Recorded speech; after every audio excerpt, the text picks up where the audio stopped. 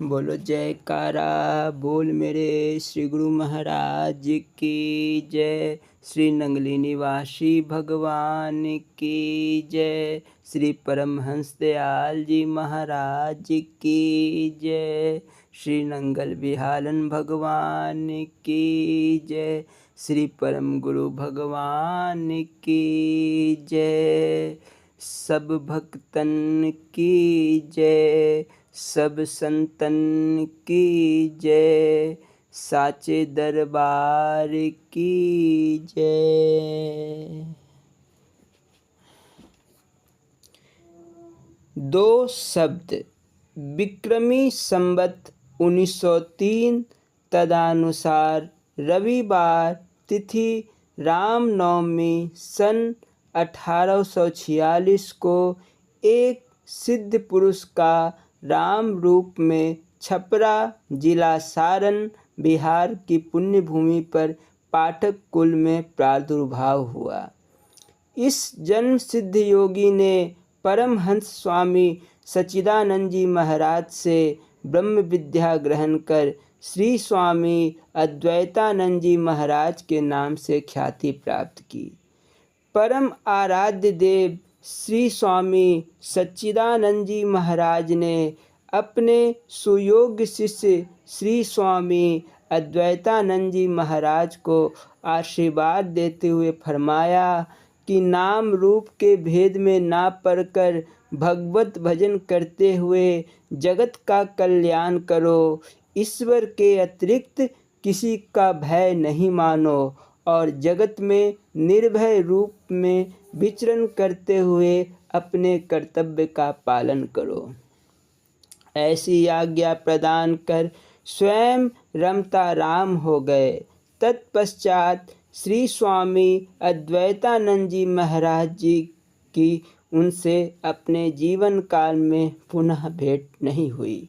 श्री स्वामी अद्वैतानंद जी महाराज गुरुदेव की आज्ञा अनुसार अपने कर्तव्य का पालन करते हुए जन कल्याण में जुट गए। वह जहाँ भी जाते जय सच्चिदानंद कहकर पुकारते।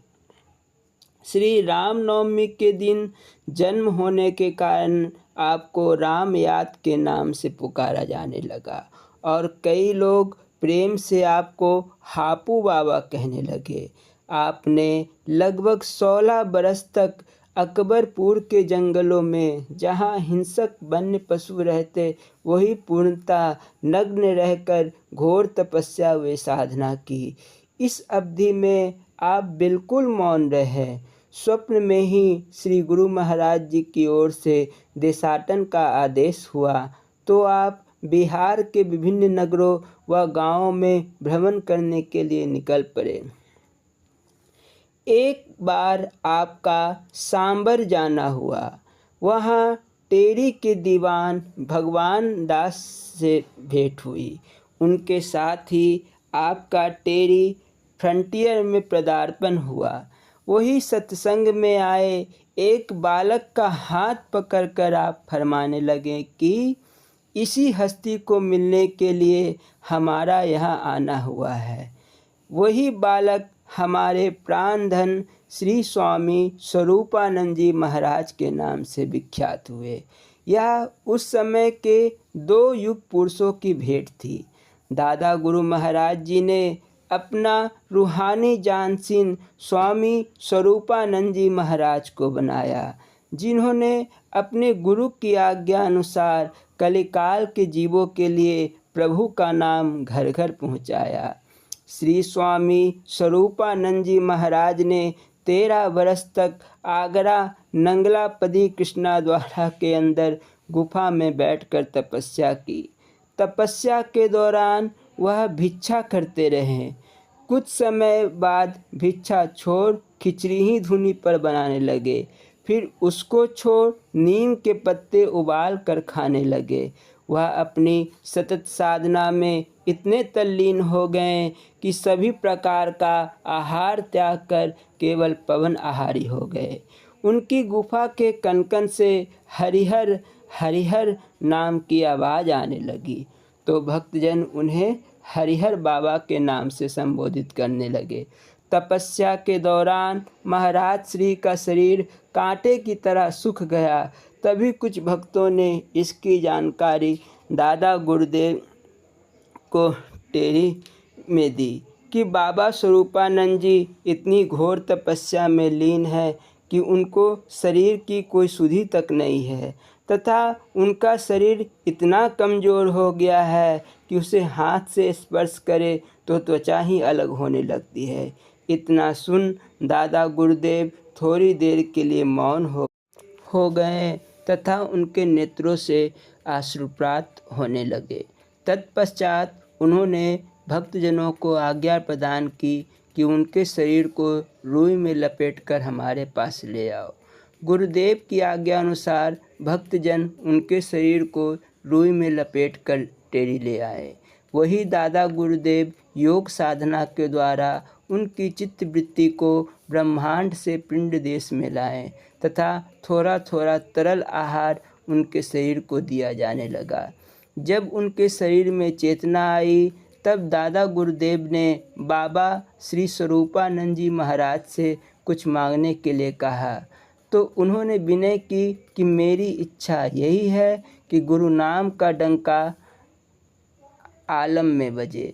तब दादा गुरुदेव महाराज जी ने अनेकों ही वरदान दिए। हरिहर बाबा श्री स्वामी स्वरूपानंद जी महाराज ने गुरु की आज्ञा अनुसार कली काल के जीवों के लिए जन जन के कल्याणार्थ 3 मुख्य केंद्र बनाए।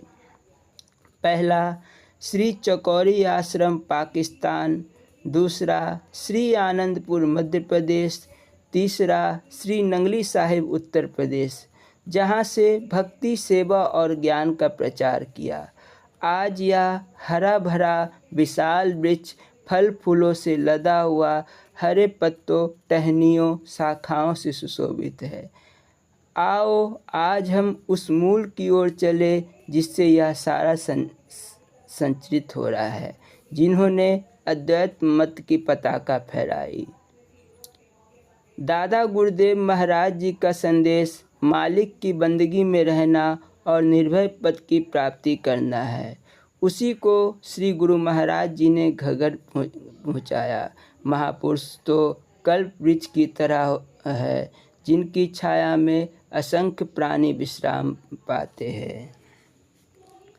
श्री स्वामी अद्वैतानंद पुरी जी महाराज जी ने एक रोज़ अंतर्धान होने के श्री महाराज जी के दीवान जोगराज साहिब का खत आया कि एक तहरीर थी, उसकी नकल रवाना करता हूँ। श्री महाराज जी ने बतारीख 3 मई 1919 ईस्वी भक्त अमीर चंद को फरमाया कि यह मजमून लिखो। अजीज खान चंद जी साहब सल्लमहु, अर्थात तुम पर भगवान की कृपा हो। बाद दुआ आशीर्वाद मजीद हयात दीर्घायु हो कि आप सब सत्संगी साहबान प्राचीन व आधुनिक पर प्रकट कर दे कि श्री महाराज जी का इरशाद है कि 2 तरह के जानशीन अर्थात उत्तराधिकारी होते हैं, एक जिस्मानी और एक रूहानी। जिस्मानी जानशीन तो बाबा विशुद्धानंद जी अरसा 1 साल से हो चुके हैं और यह सब पर जारी है, और रूहानी जानशीन स्वामी स्वरूपानंद जी है। उनसे जो कोई सत्संग करेगा, रूहानी उपदेश लेगा, उसको बरकत मिलेगी। यह हमारी दुआ है। और स्वामी योगानंद जी व भक्त अमीर चंद जी को भी चाहिए कि सब पर जाहिर कर दे कि रूहानी जानशीन स्वामी स्वरूपानंद जी है। पुनश्चा कि महाराज जी की यह भी आज्ञा है कि स्वामी स्वरूपानंद जी के 10,000 से ज़्यादा उपदेशी होंगे। जो उनसे सत्संग करेगा या उपदेश लेगा उसको बरकत मिलेगी। और अर्थात मुझे यह भी फरमाया कि रास्ता में दीवान भगवान दास जी को बहादुर खेल में यह लिखित संदेश दिखाते जाना। श्री नंगली दरबार युगों से अध्यात्म के प्रचार प्रसार का महत्वपूर्ण केंद्र रहा है। इस दरबार से जुड़े हुए ऐसे अनेक सिद्ध महापुरुष हुए हैं जिन्होंने अपनी पवित्र वाणी और उपदेशों से अज्ञान अंधकार में भटकते हुए जीवों का मार्गनिर्देशन किया है। श्री नंगली महाराज कहने मात्र से पूज्यपाद श्री श्री 1008 ब्रह्मश्रोत्रिय ब्रह्मलीन स्वामी स्वरूपानंद पुरी जी महाराज का दिव्य विग्रह हमारे मन मानस में कौंध जाता है। इस प्रकार नंगली एक स्थान विशेष से अधिक श्री महाराज जी का अभिधेय बन चुकी है। इसी गांव को श्री महाराज जी की पावन समाधि भूमि होने का सौभाग्य प्राप्त है। सन 1936 ईस्वी में जब से श्री महाराज जी अपनी अनंत समाधि में लीन हुए, तब से लेकर आज तक इस स्थान का महत्व निरंतर बढ़ता जा रहा है। न केवल भारत के लिए प्रत्युत विदेशों के लिए भी यह नंगली तीर्थ या नंगली साहिब के रूप में प्रसिद्धि पा चुका है।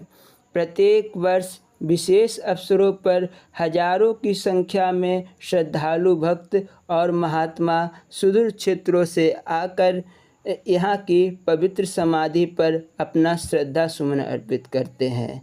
तन मन धन की सेवा की प्रतीक नंगली का ऐश्वर्य शब्दातीत है। इसे तो वहाँ जाकर ही अनुभव किया जा सकता है।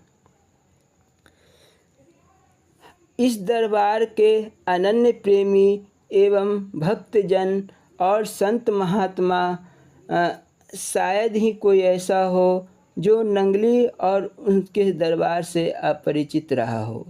अतः यहाँ नंगली का भौगोलिक इतिवृत्त देना अप्रासंगिक सा जान पड़ता है। यह तीर्थ उत्तर प्रदेश के मेरठ जिले में मेरठ नगर से 30-35 किलोमीटर की दूरी पर सकौती टांडा स्टेशन से लगभग 7 किलोमीटर पर ग्राम में स्थित है। यहाँ अब तक अनेक आश्रम, मंदिर, विश्रामागार एवं अस्पताल आदि का निर्माण हो चुका है। कई महत्वपूर्ण निर्माण कार्य अभी भविष्य के घर में है। नंगली का महत्व इसलिए नहीं है कि यहाँ श्री महाराज जी अनंत निद्रा में विश्राम कर रहे हैं। जागृत समाधि तीर्थ होने के अतिरिक्त इससे जुड़ी हुई जो दिव्य विभूतियाँ हैं वे मानो नंगली के अलंकार स्वरूप है। इन विभूतियों में कई ऐसी हैं जिनके संबंध में हमें कोई जानकारी नहीं है। परमहंसों के इस दरबार में कई महापुरुष ऐसे हुए जो भी महाराज जी के ब्रह्मलीन होने के बाद अज्ञात दिशाओं में सदा के लिए लुप्त हो गए। आज भी इस दरबार के कुछ भक्तों को उनमें से कुछ के दर्शन करने का सौभाग्य प्राप्त है, किंतु उनमें से अधिक संख्या हमारे भौतिक ज्ञान की सीमा से बाहर जा चुके हैं। श्री महाराज जी के सगुण रूप में वर्तमान होने की अवधि में ये सब के सब विशेष सेव कार्यों में संलग्न देखे जा सकते हैं। कहा जाता है कि इनकी संख्या लगभग 1000 थी और ये सब के सब सन्यासी के रूप में अपना सर्वस्व श्री चरणों में अर्पित कर चुके थे। यह विशेष अंक श्री नंगली दरबार के सभी महापुरुष श्री नंगली निवासी भगवान के शिष्य को समर्पित है एवं श्री नंगली निवासी भगवान के श्री चरण कमलों में इस दास का कोटि कोटि नमन। इस श्रृंखला को हमने 2 भागों में बांटा है। पहले भाग में हम श्री स्वामी हीरानंद पुरी जी महाराज, स्वामी निजात्मानंद पुरी जी महाराज, स्वामी अभेदानंद पुरी जी महाराज, स्वामी अजुनियानंद जी पुरी जी महाराज, स्वामी अनंत प्रकाशानंद जी महाराज, स्वामी परम ज्ञानानंद पुरी जी महाराज एवं स्वामी श्री चैतन्य ध्यानानंद जी महाराज के जीवन चरित्र पर संक्षिप्त प्रकाश डालेंगे। बोलो जय कहरा बोल मेरे श्री गुरु महाराज की जय। श्री नंगली निवासी भगवान की जय। श्री नंगल विहालन भगवान की जय। श्री परम गुरु भगवान की जय।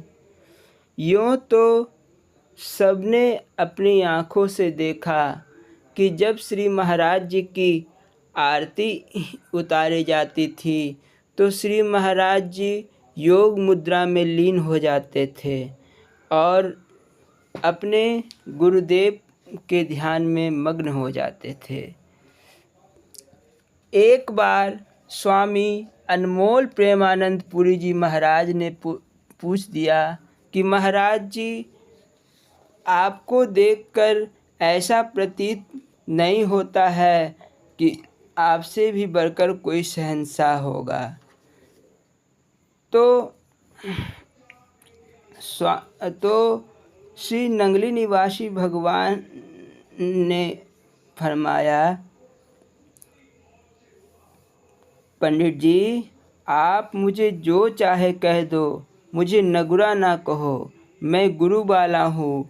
मेरे मुर्शिदे कामिल श्री परमहंस दयाल जी है। यह सब उनकी रहमत और दया कृपा है। मैं तो कुछ भी नहीं। हुजूर ने यहाँ तक कह दिया कि मेरे गुरुदेव श्री परमहंस दयाल जी जहाँ लघु शंका करते हैं, मैं तो उस मिट्टी से भी अपने को तुच्छ मानता हूँ। एक बार किसी ने पूछ लिया कि हुजूर, जब आरती उतारी जाती है तो आप किनका ध्यान करते हैं? तो महाप्रभु बोले, यह सब श्री परमहंस दयाल जी की कृपा है। उस समय हुजूर को कुछ शारीरिक सुधि नहीं रहती थी। कई सेवादार उनके शरीर को थामे रहते थे। बोलो जयकारा बोल मेरे श्री गुरु महाराज की जय। श्री नंगली निवासी भगवान की जय। बोल जयकारा बोल मेरे श्री गुरु महाराज की जय। सर्वप्रथम श्री नंगली निवासी भगवान के चरण कमलों में इस दास का कोटि सा प्रणाम। इस अंक में बहुत सारे महापुरुषों का हम जिक्र नहीं कर पाए। उनके लिए मैं दरबार के सभी संतों, महात्माओं एवं अनन्य प्रेमी गुरुमुखों से क्षमा चाहता हूँ। बोल जयकारा बोल मेरे श्री गुरु महाराज की जय। गुरु जी को कीजिए दंडवत, कोटि कोटि प्रणाम। कीट न जाने भृंग को, गुरु कर ले आप समान।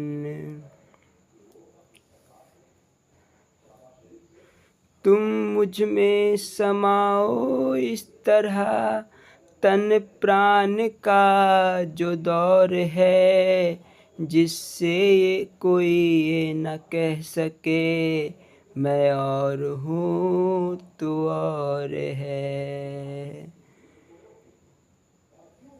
श्री सतगुरु चरण कमलभ्यो नमः। बोलो जयकारा बोल मेरे श्री गुरु महाराज की जय। श्री नंगली निवासी भगवान की जय। श्री परमहंस दयाल जी महाराज की जय। साचे दरबार की जय।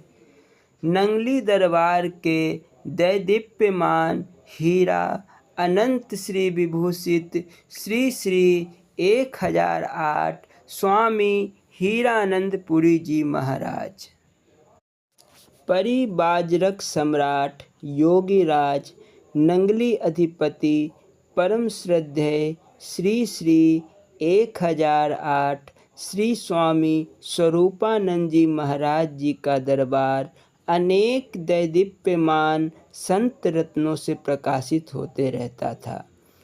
इन दैदीप्यमान संत रत्नों में स्वामी हीरानंद जी महाराज जी अन्यतम थे। आप जन्मजात योगी, अलौकिक सिद्धियों के स्वामी, धर्म के ओजस्वी वक्ता एवं तेजस्वी महात्मा थे।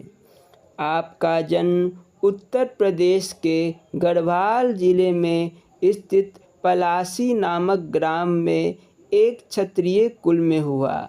आप सन 1962 ईस्वी में आषाढ़ कृष्ण पक्ष की त्रयोदशी तिथि को इस धराधाम पर अवतरित हुए थे।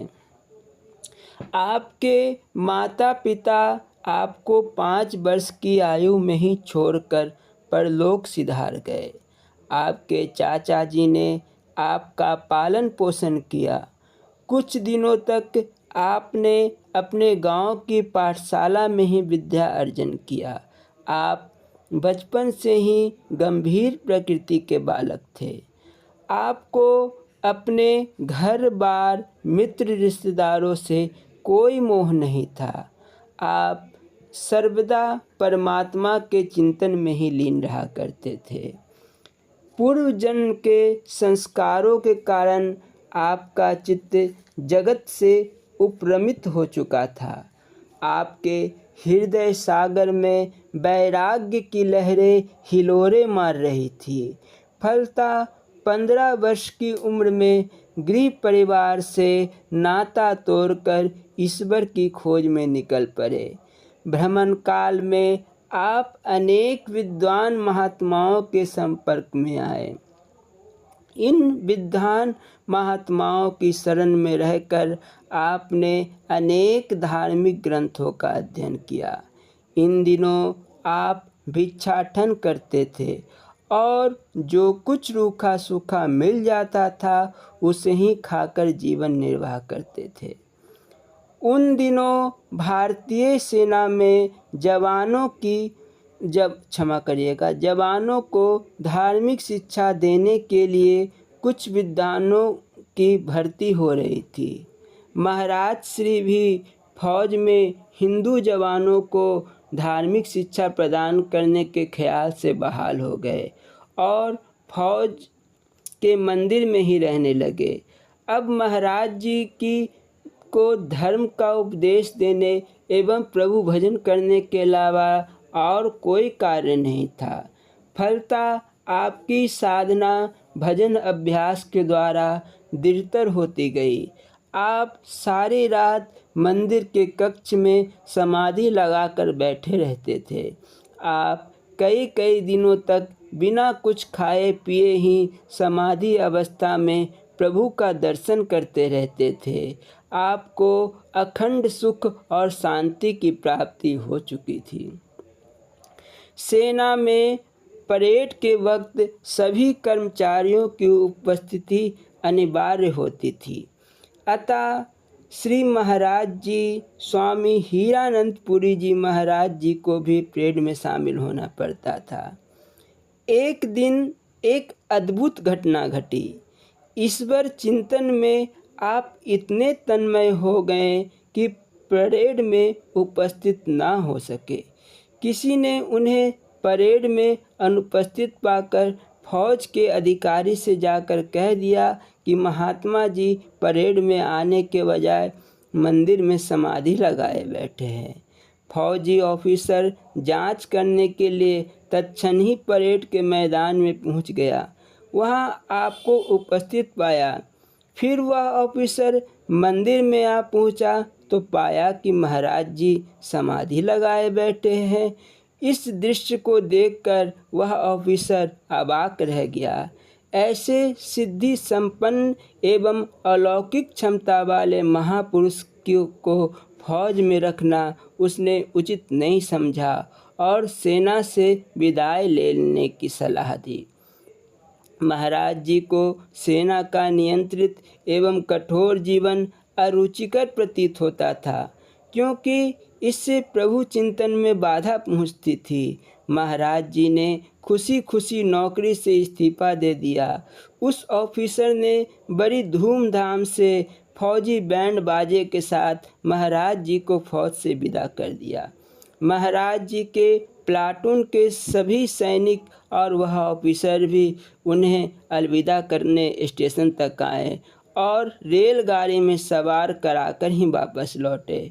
उस समय महाराज जी सीमा प्रांत में किसी जगह पर नियुक्त थे। स्वामी हीरानंद पुरी जी महाराज जिस गाड़ी पर सवार थे वह एक घने जंगल से होकर गुजर रही थी। ऊंचे ऊंचे पर्वतों की चोटियां हरे वृक्षों से आच्छादित थी। पक्षियों का कलरव मनोरम नाद प्रस्तुत कर रहा था। आपको यह मनोरम जंगल तपस्या के लिए एक अच्छा स्थल जान पड़ा। आप निकट के स्टेशन पर उतर गए। जो कुछ भी सामान उनके पास था उसे एक वृक्ष के नीचे रख दिया। केवल एक धोती और कुर्ता पहने जंगल के बीच में जाकर घनघोर तप करने लगे। बरसों तक वे उस घने जंगल के बीच में तपस्या करते रहे। जंगली कंदमूलों को खाकर आप अपनी क्षुधा शांत कर लेते थे। पर्वत की गुफाओं में रहकर वर्षा धूप से राहत पा लेते थे। सिर के बाल एवं नाखून इतने बढ़ चुके थे कि इन्हें पहचानना भी मुश्किल हो रहा था। वे अधिकांश समय तक समाधिस्थ रहा करते थे। वर्ष पर वर्ष गुजरते रहे और यह योगी समाधिस्थ होकर ब्रह्मानंद का पान करता रहा। उन्हीं दिनों युग प्रवर्तक परिवाजरक सम्राट श्री स्वामी स्वरूपानंद जी महाराज सीमा प्रांत के गांव में घूम घूम कर भूले भटके संसारी जीवों को प्रभु भजन की कला का प्रशिक्षण दे रहे थे। एक दिन पूज्य चरण समाधि में बैठे थे। समाधि की अवस्था में ही उन्हें तपस्यारत हीरानंद जी की छवि दिख पड़ी। आपको लगा कि स्वामी हीरानंद जी बड़े उपयोगी रत्न हैं, इनसे लाखों लाख जीवों का कल्याण संभव है। पूज्य चरण तत्क्षण ही उस जगह पर आ पहुँचे। वहाँ पर श्री स्वामी हीरानंद जी महाराज समाधिस्थ थे। पूज्य श्री स्वामी स्वरूपानंद जी महाराज ने बड़े प्रयत्न से इनको समाधि से जगाया। अपने सामने एक भव्य मूर्ति को देखकर स्वामी हीरानंद जी उनके पाद पद्मों पर सिर पटक दिए।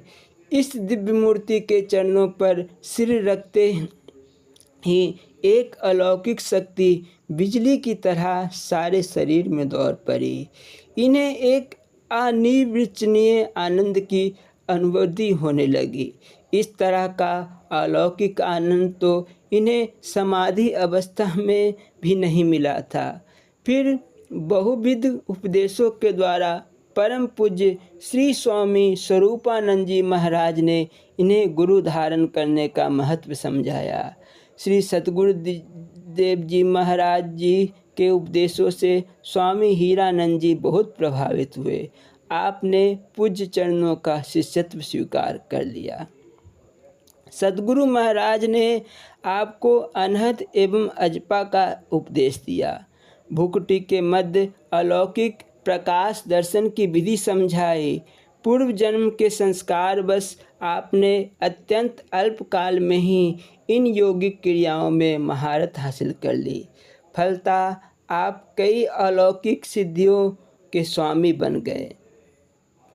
पूज्य गुरुदेव ने आपको सन्यासी का वस्त्र प्रदान कर दिया और अपने आश्रम में लाकर घोर तपस्या के कारण दुर्बल बनी आपकी काया को तगड़ी बनाने का प्रयत्न करने लगे। पूज्य श्री महाराज जी के शिष्यों द्वारा आपकी अच्छी प्रकार से सेवा की गई। इसके फलस्वरूप आपका शरीर सुंदर और सुडौल बन गया। आप अहर्निश अपने गुरु महाराज जी की सेवा में लगे रहते थे। गुरु महाराज जी जब घोड़े पर सवार होकर टहलने निकलते थे, आप मीलों तक घोड़ों के साथ साथ पैदल दौड़ते जाते थे। रात दिन निष्काम भाव से अपने इष्ट की सेवा करते रहते थे।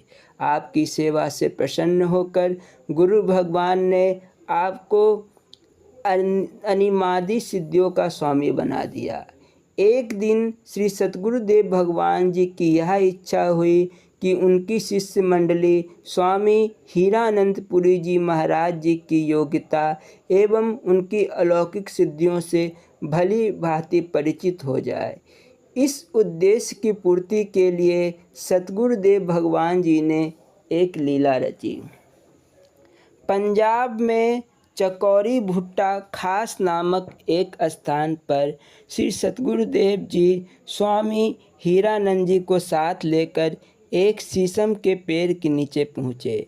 आपकी आज्ञा के मुताबिक स्वामी हीरानंद जी महाराज शीशम के पेड़ पर चढ़कर अदृश्य हो गए। सतगुरुदेव जी ने अपने महात्मा शिष्यों को बुलाकर कहा कि हीरानंद जी इस शीशम के पेड़ के ऊपर चढ़े हुए हैं, तुम लोग उन्हें पकड़कर नीचे उतार दो। महात्मागण शीशम के पेड़ पर चढ़कर डाली डाली खोज डाले, पर स्वामी हीरानंद जी महाराज उन्हें दिखाई न पड़ सके। महात्माओं ने कहा कि महाराज जी, स्वामी हीरानंद जी इस पेड़ पर हैं ही नहीं। इस पर सतगुरुदेव जी ने आपको प्रकट हो जाने का आदेश दिया। स्वामी हीरानंद जी सबके समक्ष शीशम के पेड़ से उतरकर नीचे आ गए। स्वामी जी की इस शक्ति को देखकर लोग दांतों तले उंगली दबाने लगे। परम पूज्य श्री सतगुरुदेव भगवान जी ने आपको आज्ञा दी कि आप सर्वत्र भ्रमण करके उनके उपदेशों का प्रचार करें और अधिकाधिक संख्या में महात्मा तथा भक्त बनावे। आज्ञा मिलते ही आपने प्रचार का कार्य पूर्ण उत्साह के साथ प्रारंभ कर दिया। आप जिस भी व्यक्ति को सत्संग सुनाएं, वह आपकी ओर आकर्षित हुए बिना न रहता। इस तरह से थोड़े ही दिनों में आपने सैकड़ों महात्मा बनाए और हजारों भक्तों को नाम प्रदान कर सभी को अपने सद्गुरु महाराज जी की शरण में भेजा। हमारे पूज्य गुरुदेव पूज्य चरण स्वामी परम ज्ञानानंदपुरी जी महाराज जी को भी आप ही ने लाहौर शहर में नाम दीक्षा दी थी और इन्हें अपने गुरु महाराज के चरणों तक पहुंचाया था। आप बहुत दिनों तक पंजाब प्रांत में भ्रमण करते रहे और जनसाधारण को प्रभु भजन करने की प्रेरणा देते रहे। आपने पंजाब में बहुत से भक्त एवं महात्मा बनाए। अनेकों आश्रम का निर्माण हुआ। पंजाब के होशियारपुर जिले में नंगल बिहाला ग्राम में एक भव्य आश्रम का निर्माण कराया। आश्रम के चारों तरफ का वातावरण अत्यंत रमणीय है। यहाँ प्रत्येक व्यक्ति को जाते ही परम शांति प्राप्त होती है, वृत्ति सात्विक बनती है, मन भजन अभ्यास में लगने लगता है। नंगल बिहाला आश्रम के अतिरिक्त जिला शिमला के चायल और संगरूर में एक कुटिया आपके द्वारा बनवाई गई थी। नावा में भी कुटिया की आधार शिला 1963 ईस्वी में रखी गई, परंतु इन आश्रमों में आपकी कोई आसक्ति नहीं थी। इन्हें आपने अपने गुरु महाराज जी के सिद्धांतों के प्रचार केंद्र के रूप में स्थापित किया था। इनकी देखरेख तो भक्त समुदाय के द्वारा ही होता था। इन आश्रमों में अजपा जप का विशेष रूप से अभ्यास कराया जाता था। अनहद नाद की श्रवण की विधि बतलाई जाती थी। धर्म प्रचार के उद्देश्य से आपने सन 1962 के मई जून में जम्मू कश्मीर प्रांत का भी भ्रमण किया।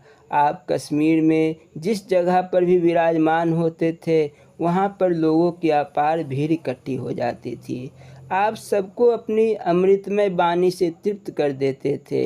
आपके दर्शन मात्र से ही व्यक्ति का ध्यान अपने परम धर्म ईश्वर स्मरण एवं कीर्तन में लग जाता था। लोग आपके उपदेशों को सुनने से थकते ही नहीं थे। इस तरह 2 मास तक जम्मू कश्मीर में रहकर अनेक लोगों को भक्ति पथ पर चलने के लिए आपने प्रेरित किया। आपके सद्गुरु महाराज संत सिरमौर स्वामी स्वरूपानंद जी महाराज 1936 ईस्वी में मेरठ जिला के नंगली ग्राम में ब्रह्मलीन हो गए। सद्गुरु महाराज जी के लाखों शिष्य, हजारों सन्यासी थे। इन सन्यासी महात्माओं के करोड़ों शिष्य हैं। सबके सहयोग से नंगली में एक भव्य एवं विशाल आश्रम का निर्माण किया गया है। सन 1962 के अप्रैल में इसका उद्घाटन होना तय था।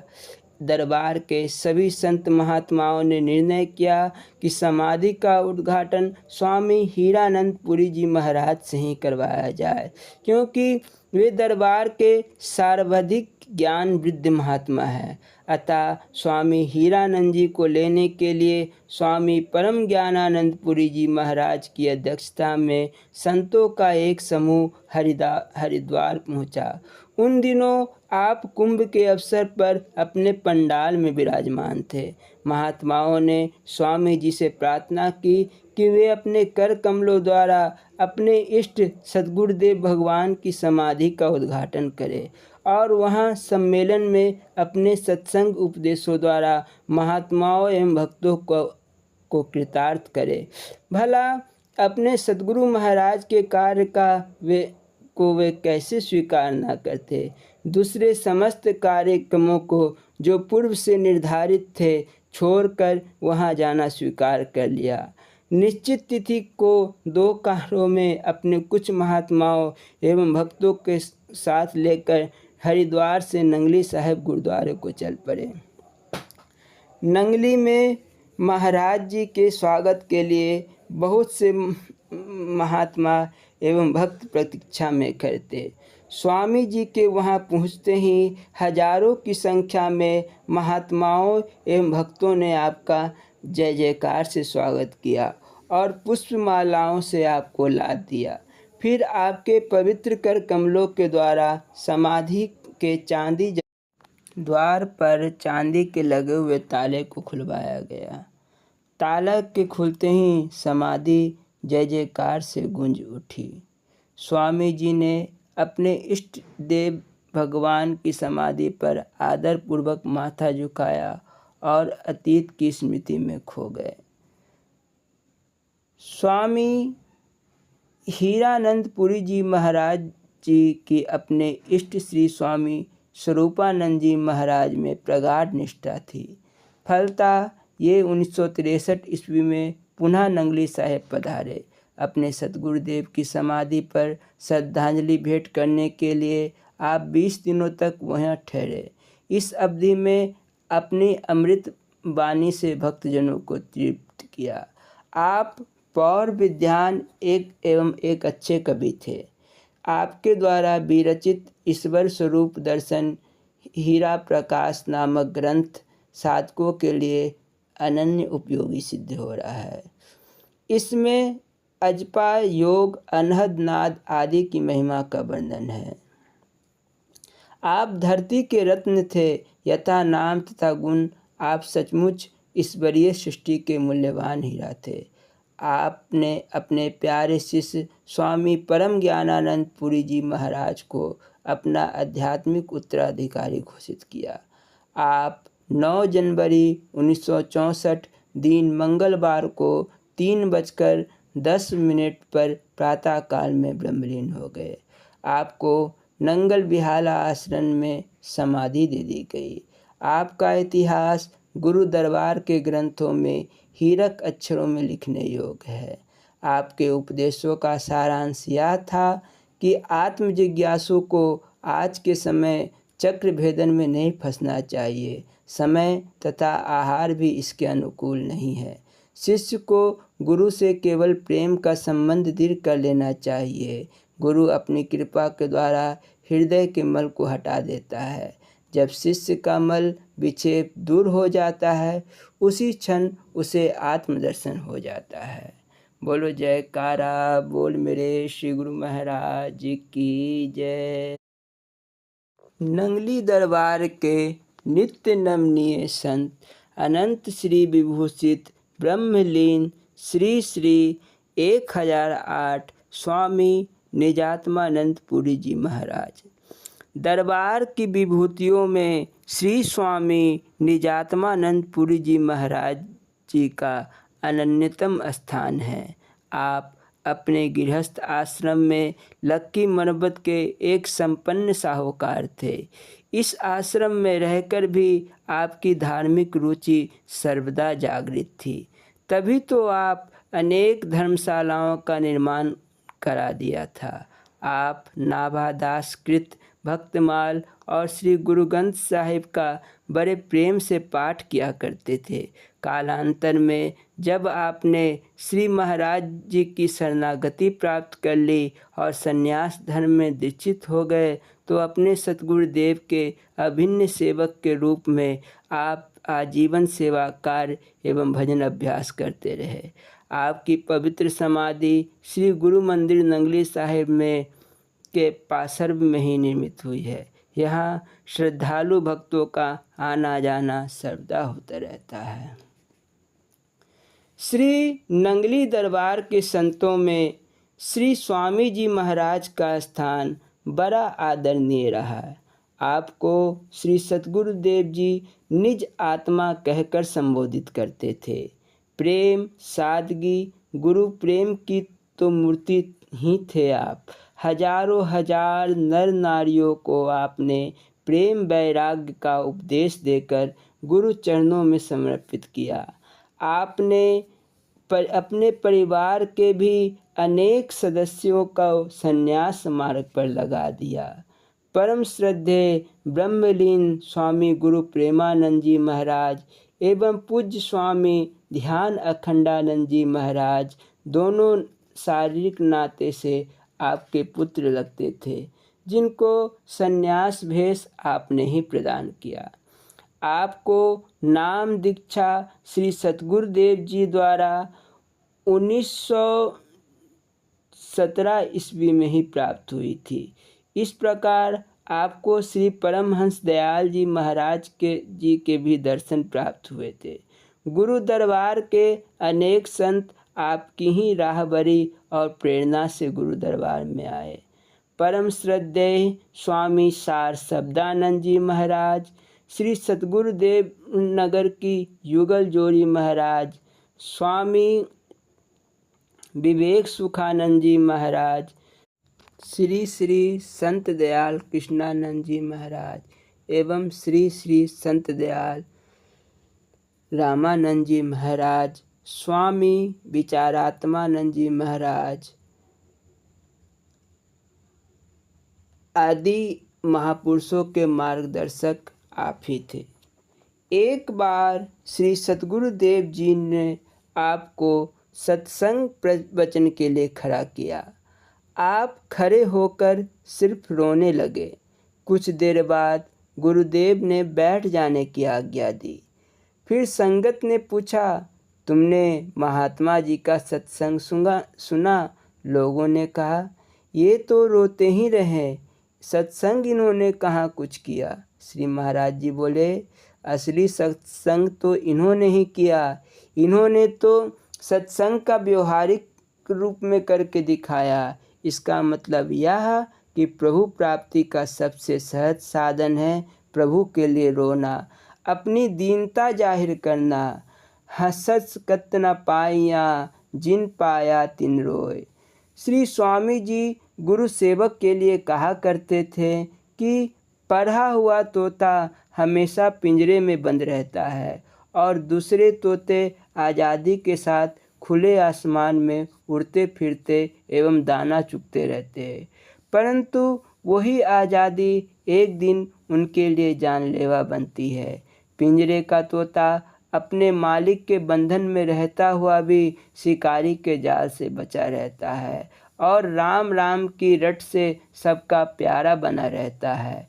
वह अनेक दुखों, आंधी तूफानों तथा बारिश और ओलों से भी सुरक्षित रहता है, जबकि दूसरे पक्षी प्राकृतिक आपदाओं के शिकार होकर बेवजह मरकर पड़े रहते हैं। उसी प्रकार गुरु की आज्ञा में बंधा हुआ जीव भगवान के पावन मंत्र को जपता हुआ काल और माया के थपेड़ों से सुरक्षित बचा रहता है।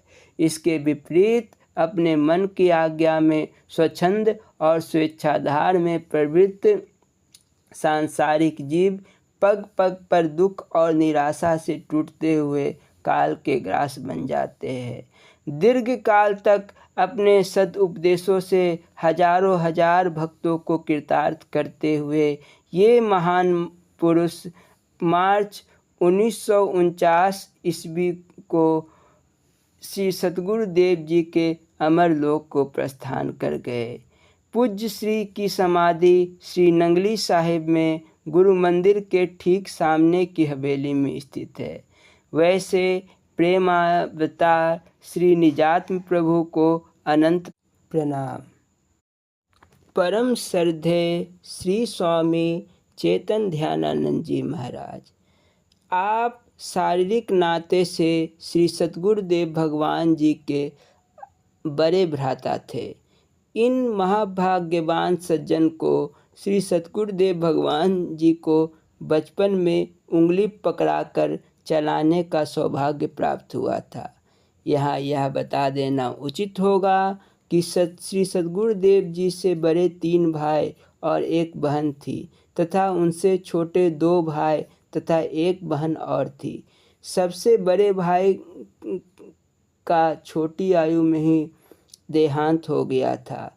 महाराज श्री के 2 बड़े भाई और 1 बहन तथा 1 छोटे भाई ने भी श्री महाराज जी से संन्यास ग्रहण किया था। इस प्रकार 3 भाइयों के संन्यास नाम श्री स्वामी चेतन ध्यानानंद जी, श्री स्वामी अटल प्रकाशानंद जी तथा श्री स्वामी अछूतानंद जी रखा गया था। धन्य थे ये महानुभाव जिन्होंने श्री सतगुरुदेव जी के वंशज कहलाने का सौभाग्य प्राप्त था। सन 1931-32 ईस्वी में श्री सतगुरुदेव महाराज जी ने संदेश भेजकर टेरी से अपने बड़े भ्राता को सपत्नीक बुलवाया। महाप्रभु ने विशेष कृपा कर उन दोनों को संन्यास भेष प्रदान कर दिया। उनके कहने पर सरकार बोले, आपको दुनियादारी का जो कुछ भी लेना देना होगा उससे मैं आज आपको मुक्त करता हूँ। कारण दोनों ही जीव के बंधन के कारण होते हैं।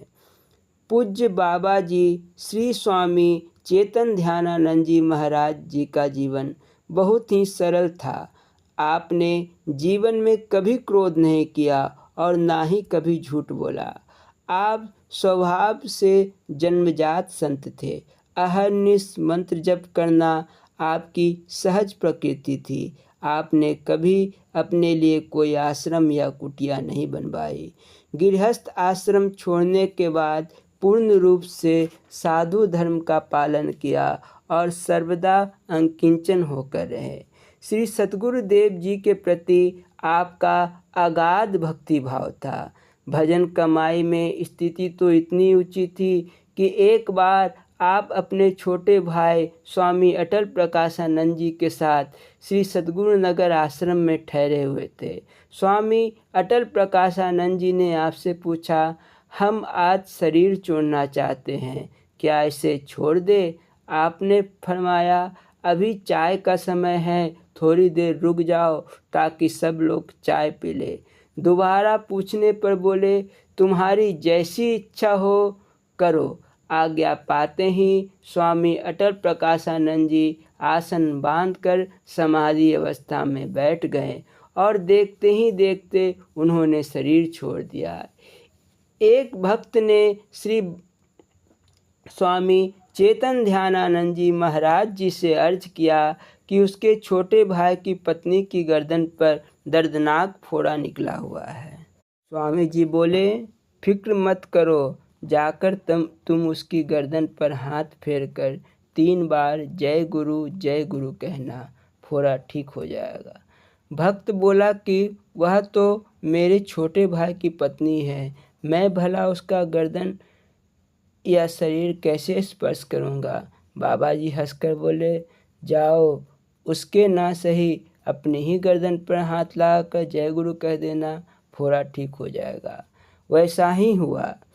ऐसे तो पूज्य स्वामी जी की अलौकिक शक्तियों के अनेक प्रसंग हैं, जिससे जाहिर है कि वे सिद्धि शक्ति संपन्न महापुरुष थे।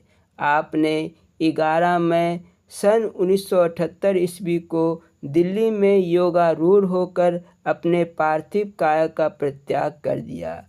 जिस प्रकार बात बात में आपके भाई अटल प्रकाशानंद जी ने किया था। श्री नंगली साहिब सतगुरु वाटिका में आपकी समाधि आज भी असंख्य श्रद्धालुओं की श्रद्धा और आशीर्वाद का आलम्बन है। इनके जीवन दर्शन पर जो संक्षिप्त प्रकाश डाला गया है वह श्री ओम प्रकाश छाबड़ा जी के माध्यम से हमें उपलब्ध हो पाया है। बोलो जयकारा बोल मेरे श्री गुरु महाराज की जय।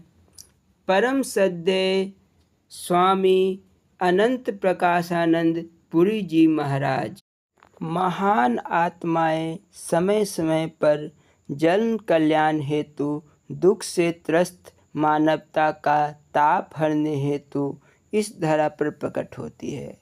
अलौकिक शक्ति दिव्य ज्योति हृदय सम्राट पूर्ण समर्थ श्री स्वामी अनंत प्रकाशानंद जी महाराज जी ने भी परोपकार हेतु भारत की पावन धरा पर शरीर धारण किया। श्री स्वामी जी महाराज का जन्म 19वीं सदी के अंतिम दशक में 3 फरवरी 1887 दिन वीरवार विक्रमी संवत 1944 एवं बसंत अष्टमी के पावन दिन हुआ। विवेक और वैराग्य की उस सात्विक मूर्ति का बचपन का नाम जीवन दास था। इनका जन्म पिता श्री जीविंदा राम के घर धन्य माता भगवान देवी जी की कोख से गांव दयोध्या जिला सरगोधा पाकिस्तान में हुआ था। आप श्री के 3 बड़े भाई श्री अमीचंद जी, कस्तूरी लाल जी तथा श्री बरकत राम जी थे। 2 बहनें जिसमें बड़ी बहन जीवाबाई एवं छोटी बहन लाल देवी जी थी। बालक जीवन दास का बाल्यकाल से ही साधु संतों में रुझान था। एक रात्रि स्वप्न में उन्हें महान संत श्री गुरु महाराज जी, श्री नंगली निवासी भगवान श्री 1008 श्री स्वरूपानंद जी महाराज जी के दर्शन हुए, जिन्होंने उन्हें दीक्षा प्रदान की। फिर क्या था, प्रातःकाल होते ही उनके साक्षात दर्शनों के लिए ललायत हो उठे। वैसे भी बाल्यकाल से ही संतों के सत्संग में आत्मविभोर हो जाते थे। किशोरावस्था को प्राप्त करते करते बालक जीवन दास के अंतःकरण में सत्य व आत्मज्ञान की खोज करने की तीव्र जिज्ञासा ने वैराग्य जागृत कर दिया। परिणाम स्वरूप उनके हृदय में भक्ति की उमंगें तरंगित होने लगी और जब श्री गुरु महाराज जी के स्वप्न में दर्शन किए, उनसे दीक्षा प्राप्त की, उस समय बालक जीवन दास की आयु केवल 17 वर्ष थी। स्वप्न में ही दीक्षा और स्वप्न में ही नामकरण संस्कार करके बालक जीवन दास को श्री स्वामी अनंत प्रकाशानंद जी के नाम से सुशोभित किया। यही नाम इनके मामा जी का भी था, जो बहुत बड़ी गद्दी के महंत थे। स्वप्न गुरु के यथार्थ दर्शन के लिए जीवन दास बहुत लालायित हो उठे। संयोगबद्ध कुछ ही दिनों पश्चात अपने गांव में पधारे। एक संत श्री 1008 श्री स्वामी सत प्रकाशानंद पुरी जी महाराज के पास अपने स्वप्न वाले महापुरुष की तस्वीर देखकर आत्मविभोर उठे। वे मंत्रमुग्ध हो गए। जिज्ञासु एवं अध्यात्म पिपासु जीवन दास जी ने उस साधु से गुरुधाम का पता लगाया। उनके हृदय में भक्ति की तरंगें उठने लगी। लौकिक एवं भौतिक सुखों से विमुख होकर जीवन के रहस्यों की प्राप्ति हेतु 17 वर्ष की आयु में गृह त्याग कर वैराग्य के भाव के लिए पहुँच गए। गुरुधाम चौकौरी साहिब और स्वयं को स्वामी स्वरूपानंद जी महाराज जी के श्री चरणों में समर्पित कर दिया, जो कि उस समय चौकौरी साहिब के महान संत और सिद्ध पुरुष थे। पाकिस्तान अलग होने के बाद आप शाहाबाद के निकट मार्कंडेय नामक स्थान पर रहे। वहीं एक मस्जिद में बरसों तप किया। आपको भी अलौकिक सिद्धियां प्राप्त थी। श्री नंगली दरबार के सिद्ध प्रसिद्ध संतों में आप आदरणीय थे। मुजफ्फरनगर और कुरुक्षेत्र में 2 बड़े आश्रम तथा और भी दर्जनों आश्रम पंजाब में बनवाए। गुरु नाम का खूब प्रचार किया। अपने प्रति एकदम उदासीन रहे, कहीं अपना नाम तक छपने देना पसंद नहीं किया। आपकी राहबरी में अनेक संत महात्मा दरबार में भेंट हुए। श्री स्वामी विवेक सुखानंद जी महाराज, श्री स्वामी दयाल शब्दानंद जी महाराज, श्री स्वामी सुख शब्दानंद जी महाराज और दूसरे अनेक महान पुरुषों को भी सतगुरुदेव की शरण में लाने के माध्यम आप ही थे। आप नंगली दरबार के संतों में बड़े आदरणीय थे। जीवन भर गुरु दरबार की खूब सेवा की और सबको सेवा की ओर प्रेरित किया। अपने समस्त गुरु भाई संतों से भी आपका प्रबल प्रेम संबंध था। स्वभाव से बड़े विनोदी परंतु अंदर से निष्पृह रहते थे। आपको अपने गुरुदेव पर अटल विश्वास था। सदा सबको गुरु आज्ञा पालन, सेवा और साधना का उपदेश दिया करते थे। सन 1992 में आपका शरीर समाधि को प्राप्त हुआ। अपने पीछे आप संत साध्वियों की एक जीवंत परंपरा छोड़ गए। आपका समाधि मंदिर कुरुक्षेत्र स्थित अद्वैत स्वरूप आश्रम कुरुक्षेत्र में हरियाणा में स्थित है। बोलो जयकारा बोल मेरे श्री गुरु महाराज की जय। नंगली दरबार के अभेद सेवक अनंत विभूषित श्री श्री 1008 स्वामी अभेदानंद पुरी जी महाराज। स्वामी अभेदानंद पुरी जी श्री महाराज जी के अनन्य भक्त रहे हैं। दरबार की संत मंडली तथा भक्त मंडली दोनों में ही आपकी निरंतर प्रतिष्ठा बनी रही है। नंगली दरबार के पुराने भक्तों और महात्माओं में आपका विशिष्ट स्थान है। सन 1917 ईस्वी में आपने श्री महाराज जी से गुरु दीक्षा ले ली थी। उसके बाद कई वर्षों तक आप श्री गुरु महाराज जी की आज्ञा को शिरोधार्य कर अपने घर पर ही भजनाभ्यास में संलग्न रहे। सन 1920 ईस्वी में भक्त मूलचंद जी, स्वामी बेअंतानंद पुरी जी और भक्त भोजाराम जी के साथ टेरी में विराजमान अपने ठाकुर के श्री चरणों में उपस्थित हुए और उनसे कृपा पूर्वक संन्यास दीक्षा प्रदान करने की याचना की। श्री महाराज जी ने इनका निवेदन स्वीकार कर लिया। तब से ये लगातार अंत तक अपने कृपालु स्वामी की सेवा अर्चना में अभेद होकर लगे रहे। सन 1888 की कृष्ण जन्माष्टमी की रात्रि कितनी ही पावन थी, जिसने एक दिव्य शिशु को जन्म दिया। यह दिन तो पहले से ही पावन माना गया है, चूँकि भगवान कृष्ण ने इसे अपनाया और इसे विशेष महत्वशाली बनाया। इसी रात्रि में एक और युग पुरुष को अवतरित किया, जिससे इसकी महत्ता में और भी 4 चांद लग गए। तहसील लक्की मरवत जिला बन्नू के निवासी श्री हरिदेव जी के घर इस अद्भुत बालक ने जन्म धारण किया। इनका पालन पोषण बड़े लाड़ प्यार के साथ होता रहा। बाल्यावस्था में ही अपने जीवन की गति को एक दिशा मिली। इनका नामकरण संस्कार हुआ जो भक्त लाल चंद जी के नाम से प्रसिद्ध हुए। प्रसन्न चित्त चेहरा, प्रखर बुद्धि, गौर वर्ण शरीर, साधु संतों से अधिक प्रीति एवं सत्संग से अधिक अभिरुचि इनके भावी जीवन को परिलक्षित करने लगा। कहते हैं, होनहार बिरवान के होत चिकने पात।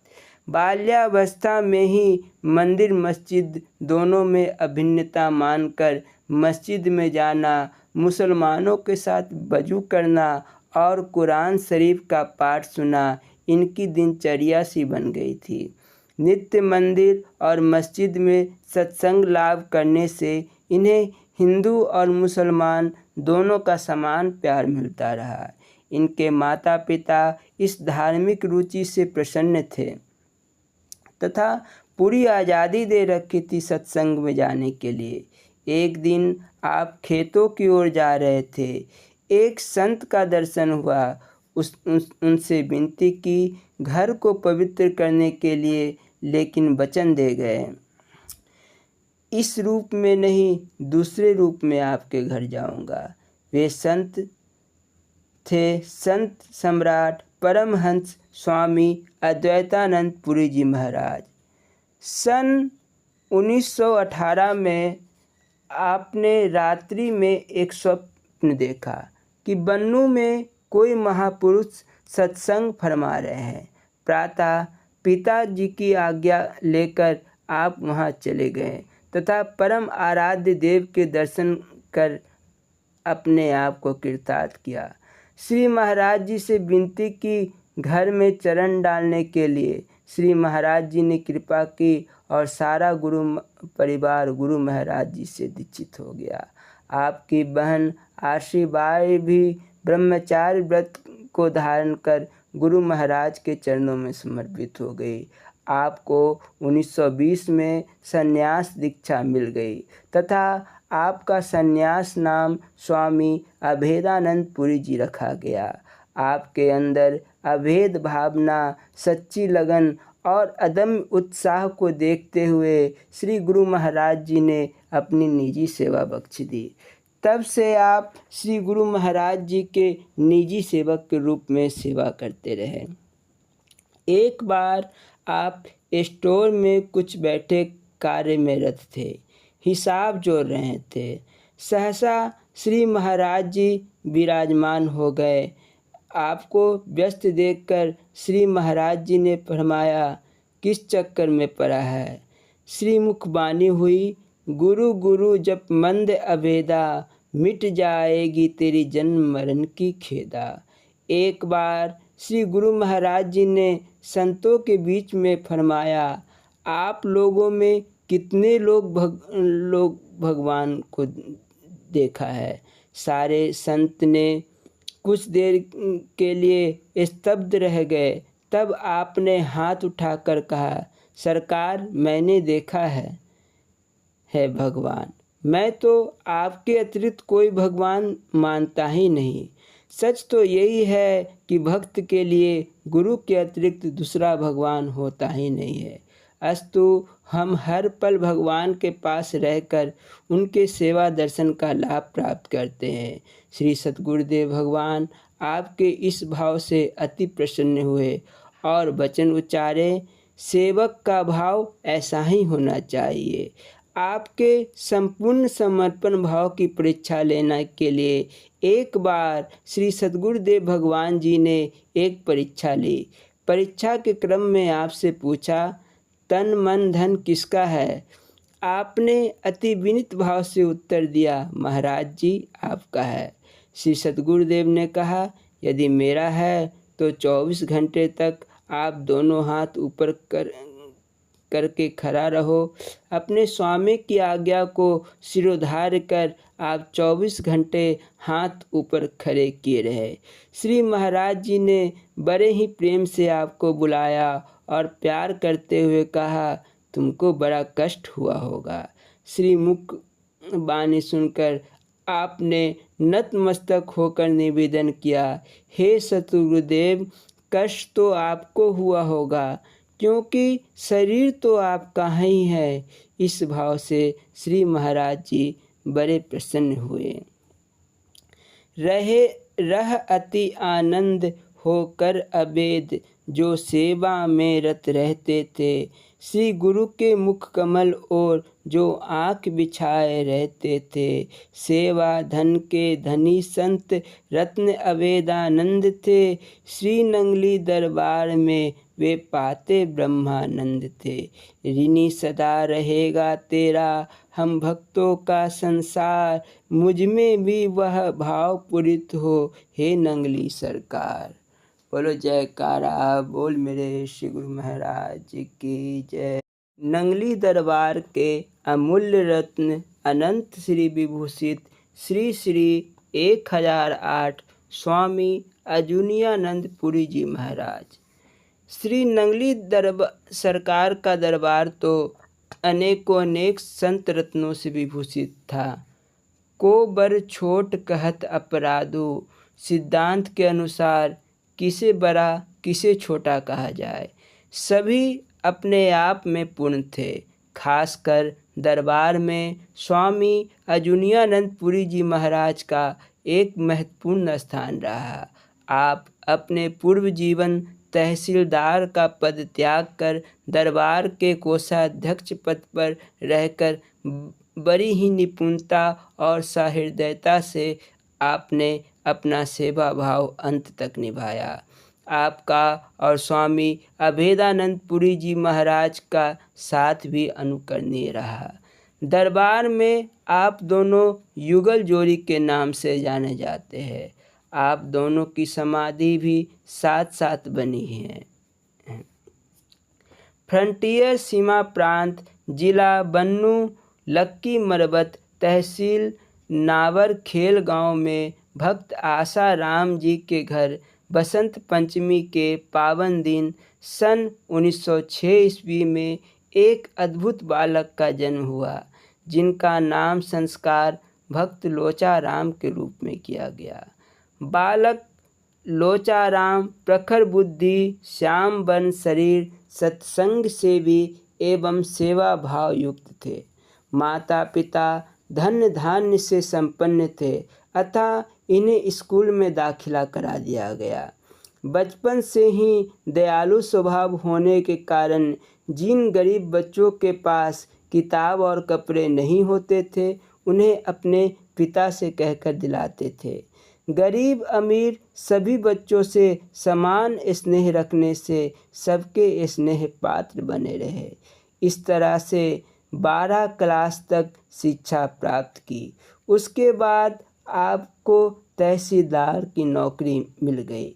जब साधन संपन्न होने के बावजूद भी अपने जीवन में एक प्रभाव या एक अभाव, खालीपन महसूस करते रहे। श्री महाराज जी का अकस्मात बन्नू में प्रोग्राम बना और आपने एक महात्मा को इनके घर सत्संग करने के लिए भेजा। वहाँ तो जन्म जन्मांतर की प्यासी रूह तड़प रही थी। जैसे ही महात्मा को देखा, भाव विवल हो उठे। उन्हें आसन लगाया, भोजन कराया। महात्मा जी ने तत्पश्चात सत्संग प्रारंभ किया, जिसमें गुरु की आवश्यकता पर प्रकाश डाला। ये उसी वक्त गुरु धारण करने को विवल हो उठे। महाराज जी ने उन्हें प्रातः महाराज श्री के दर्शन कराए, जिनमें महाराज जी से प्रार्थना की, महाराज जी हमारे घर पर चरण डाले। श्री महाराज जी इन पर कृपा करके घर गए तथा समस्त परिवार को उपदेश प्रदान कर दिया। इनके लिए आज्ञा हुई, अभी घर पर भजन करो, जब पूर्ण वैराग्य हो जाए तो कभी भी दरबार में आ सकते हो। नौकरी के संदर्भ में ही एक दिन महाराज जी के दर्शन स्वप्न में हुए। वे चुपके से घर से चलकर महाराज जी के पास गए। महाराज जी ने उचित समय देखकर कहा, नौकरी सच्चे सरकार की। बस उसी वक्त इस्तीफा देकर समस्त परिवार को लेकर 1920 में आप दरबार में आ गए। श्री महाराज जी इन पर कृपा करके सन्यास की दीक्षा दे दी तथा सन्यास नाम स्वामी अजुनियानंद पुरी जी रखा गया। 1926 से 1936 तक महाराज जी की निजी सेवा में आ गए तथा महाराज जी के कोषाध्यक्ष के रूप में सेवा करते रहे। इन दोनों महापुरुषों स्वामी अभेदानंद पुरी जी एवं स्वामी अजुनियानंद पुरी जी महाराज को एक साथ श्री महाराज जी की सेवा का मौका मिला तथा एक ही इलाके में होने की वजह से आपस में अति घनिष्ठता हो गई। दोनों में इतना प्यार हुआ कि आप युगल जोड़ी के रूप में संबोधित होने लगे।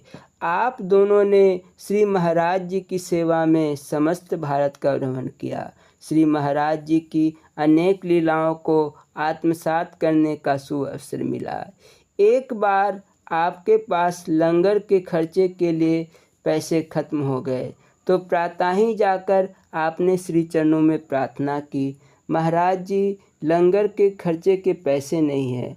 श्री महाराज जी ने कहा, उठाओ सिरहाना, और वहाँ से नोटों की गद्दी मिली। स्वामी जी बड़े हैरान हुए, हमने तो चादर झाड़ कर बिछाई थी और अभी कोई भक्त भी नहीं आया तो पैसे कहाँ से आ गए। अंतर मन की बात महाराज जी के चरणों में व्यक्त कर दिया। इतने में श्री महाराज जी गुस्से में आए और फरमाने लगा, तुम मुझे क्या समझता है। आपने तुरंत दंडवत कर दिया। श्री महाराज जी उठकर दूसरे कमरे में चल गए। 3 दिनों तक लेटे रहे दंडवत में ही। अंत में अन्य संतों ने श्री महाराज जी से प्रार्थना की तो उन्हें उठने की आज्ञा हुई। पुनः श्री महाराज जी फरमाने लगे, एक तरफ तो तुम कहते हो महाराज जी मायापति है और दूसरी ओर शंका भी करते हो कि ये पैसे कहाँ से आए। श्री महाराज जी भक्तों व संतों की शंकाओं का निवारण भी विचित्र ढंग से किया करते थे। एक बार आपके मन में ख्याल आया कि महाराज जी जिसे पक्का समझते हैं उसी को डांटते हैं तथा जो कच्चा होता है उसे कुछ नहीं कहते। अब तक हमें तो उन्होंने डांटा भी नहीं तथा मारा भी नहीं। ऐसा भाव उठ ही रहा था कि श्री महाराज जी ने उन्हें आवाज़ लगाई। जैसे ही श्री चरणों में प्रणाम करने के लिए झुके तब तक 2-3 थप्पड़ उनके गालों पर जड़ दिए और फरमाने लगे, अब तो खुश है ना। स्वामी अभेदानंद जी और स्वामी अजुनियानंद जी ने साथ ही साथ जीवन व्यतीत किया और एक ही साथ प्रचार प्रसार भी किया। आपका प्रचार क्षेत्र यूपी, दिल्ली, हरियाणा व पंजाब में रहा। आप दोनों का समाधि नंगली साहिब में एक ही जगह पर स्थित है। अनमोल गुरु भक्त अनंत श्री विभूषित ब्रह्मलीन श्री श्री 1008 स्वामी अनमोल प्रेमानंद पुरी जी महाराज सन 1926 ईस्वी में महामहिम श्री स्वरूपानंद जी महाराज गांव चकबंदी जिला झंग पश्चिमी पंजाब में पधारे। महाराज श्री को चकबंदी गांव में आए हुए 1 सप्ताह बीत गया। एक दिन पास के गांव रजुआ से पंडित मोहन लाल जी श्री महाराज जी के पावन दर्शन करके चकबंदी आए। पहले पंडित जी ने राधा स्वामी मत की दीक्षा ग्रहण की थी, लेकिन इनके अभ्यास में कुछ बाधा आ गई। इन्होंने संत मत की एक पुस्तक पढ़ी थी जिसमें यह लिखा था कि यदि अभ्यास में कोई बाधा पड़ जाए तथा साधक किसी कारणवश अपने गुरु तक ना पहुँचे तो उसको यदि आसपास सहज योग के ज्ञाता अभ्यासी संत मिल जाए तो उनसे अपनी रुकावट दूर करवा लेनी चाहिए। पंडित जी ने रजोवा से चलने के पहले अपने मन में यह संकल्प किया था कि यदि महात्मा जी मेरी बाधा दूर करेंगे तो इनको पूर्ण सद्गुरु मानूंगा। रजोवा से चलकर जब पंडित मोहनलाल जी चकबंदी पहुँचे तो उस समय रूहानियत सम्राट श्री स्वामी स्वरूपानंद जी महाराज का दरबार लगा हुआ था। श्री महाराज जी अपने सत्संग में सहज समाधि और अनहद नाद का वर्णन कर रहे थे। श्री महाराज जी के मुखारबंद से इस प्रकार के गुरु सत्संग को सुनकर पंडित मोहनलाल जी के मन में यह विश्वास हो गया कि श्री महाराज जी पूर्ण महापुरुष है, अतः इनसे अपनी आध्यात्मिक उन्नति के विषय में कुछ पूछना चाहिए। जिस समय सत्संग समाप्त हुआ तो श्री महाराज जी कहने लगे, यदि किसी प्रेमी को कुछ पूछना हो तो मुझसे एकांत समय में लेकर पूछ सकता है। श्री गुरु महाराज जी के इन वचनों को सुनकर पंडित जी को बड़ी प्रसन्नता हुई। उन्होंने प्रार्थना की, प्रभु मुझे समय चाहिए। यह बात सुनकर श्री महाराज जी हंसकर बोले, आप यहीं पर बैठे रहो, हम अभी आपको अपने पास बुला लेंगे। तब जो कुछ आपने पूछना चाहे पूछ लेना। पंडित मोहनलाल जी वहीं बैठे रहे। लगभग आधे घंटे के बाद श्री महाराज जी ने उन्हें अपने पास बुला लिया और बड़े प्रेम से पूछा, पंडित जी आप क्या चाहते हैं? फिर स्वयं ही पूछने लगे, आपने अभी तक क्या कुछ किया है? सब हाल सुनाई। पंडित जी ने आज्ञा पाकर अपनी समूची राम कहानी कह सुनाई। दूसरे दिन सुबह जब सत्संग समाप्त हुआ और श्री महाराज जी के दर्शन बंद हो गए तो पंडित जी के मन में विचार आया कि यदि श्री महाराज जी अंतर्यामी हैं तो मुझे बिना मेरे कहे ही एकांत में समय दे दे। अंतर्यामी श्री महाराज जी ने उन्हें अपने पास बुलवा लिया। पंडित जी श्री चरणों में प्रणाम करके बैठ गए और मन में अपनी अज्ञानता पर पश्चाताप करने लगे। श्री महाराज जी बड़े ध्यान से लगभग 1 घंटे तक इनकी बात सुनते रहे। फिर बोले, पंडित जी आप आज रात को यहीं रहे, कल सुबह आपको फिर समय दिया जाएगा। श्री महाराज जी ने पंडित जी से कहा, पंडित जी यदि आप मुझे गुरु मानोगे तो मैं आपको आपकी उन्नति करवा सकता हूँ, यदि आपको मंजूर हो तो बताओ। जब शाम को पंडित जी श्री महाराज जी के पास पहुँचे तो श्री महाराज जी ने फिर वही बात दोहराई, यदि मुझसे आप आध्यात्मिक उन्नति चाहते हो तो आपको मुझे ही गुरु मानना पड़ेगा। आप अच्छी तरह से इस बात पर विचार कर लीजिए, कल सुबह फिर आपको समय दिया जाएगा। तीसरे दिन पंडित जी फिर श्री चरणों में हाजिर हुए तो श्री महाराज जी बोले, मुझे गुरु मानने में आपको क्या ऐतराज़ है? इन्होंने प्रार्थना की, प्रभु बिना कारण मैं अपनी कमाई की कमी से अपने गुरुदेव पर दोष रखा कि उन्होंने मेरी आध्यात्मिक उन्नति नहीं की। इस पाप का फल मुझे भुगतना पड़ेगा। कहीं ऐसा ना हो कि वे मुझे श्राप देकर बीमार कर दे या अंगहीन बना दे, जिससे मुझे सारी उम्र पछताना पड़ा। पंडित जी के इन भोले भाले वचनों को सुनकर श्री महाराज जी मुस्कुराए। अच्छा पंडित जी, पहले आप यह बताइए कि यहाँ आने से पहले आप किसको मानते थे? पंडित जी ने श्री चरणों में प्रार्थना की, महाप्रभु गीता के कथनानुसार मैं एक योग भ्रष्ट पुरुष हूँ, क्योंकि 4 साल की उम्र में मुझे पूर्णिमा की रात को 12 बजे यह विचार आया कि गृहस्थी संसारियों से साधु महात्मा 1000 गुना अच्छे होते हैं, क्योंकि गृहस्थी दिन रात मेहनत करके अपना निर्वाह करते हैं और फिर भी चिंता में लीन रहते हैं। साधु लोग तो कोई काम नहीं करते और रोज़ हलवा बनाते और खाते हैं। अतः मैंने विचार किया कि साधु बनना अच्छा है।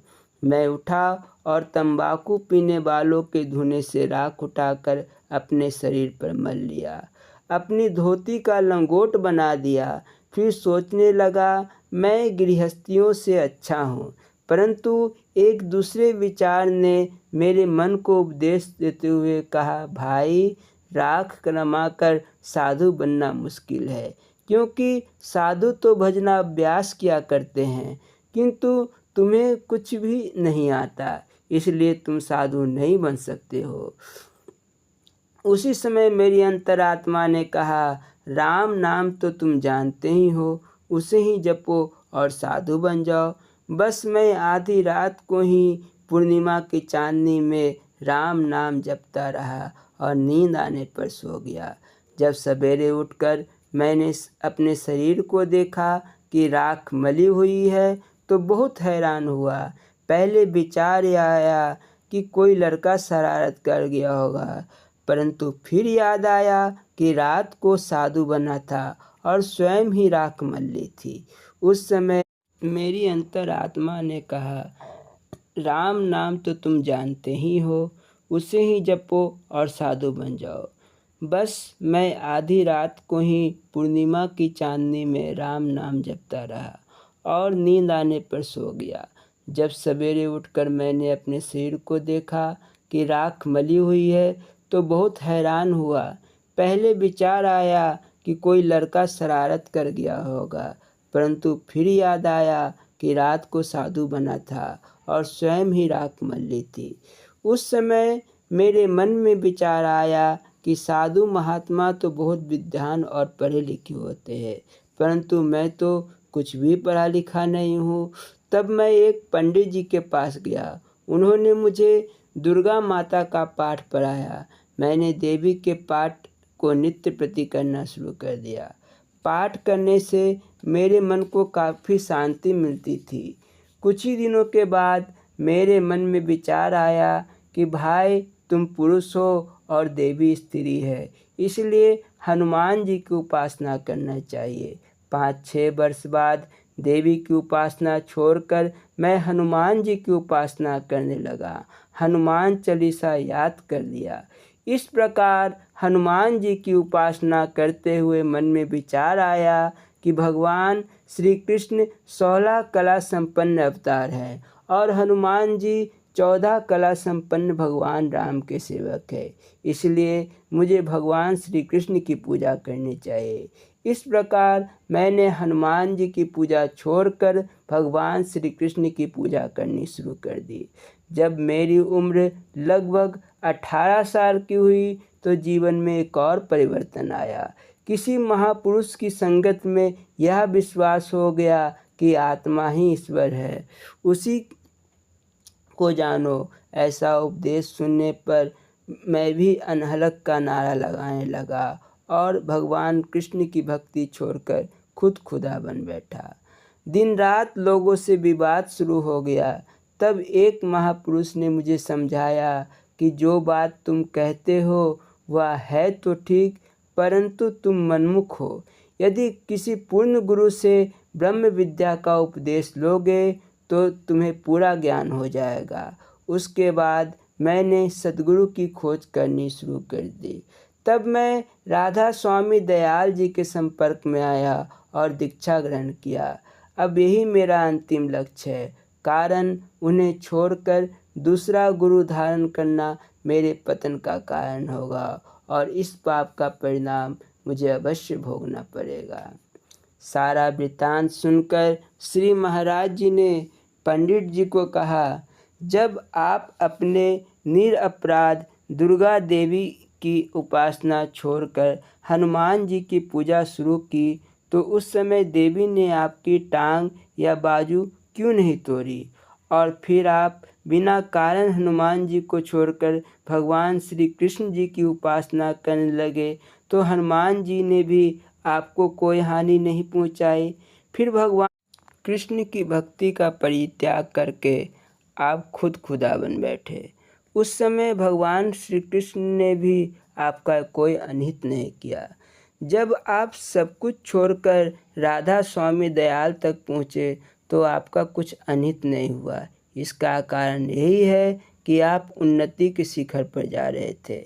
यदि आप दुर्गा जी को छोड़कर किसी भूत पिशाच इत्यादि की उपासना करते तो देवी भगवती आपको जरूर हानि पहुंचाती। इसलिए पंडित जी, यदि आप यहाँ से सहज योग का उपदेश लोगे तो यह मेरा जिम्मा रहा कि आपको कोई अनिष्ट नहीं होगा।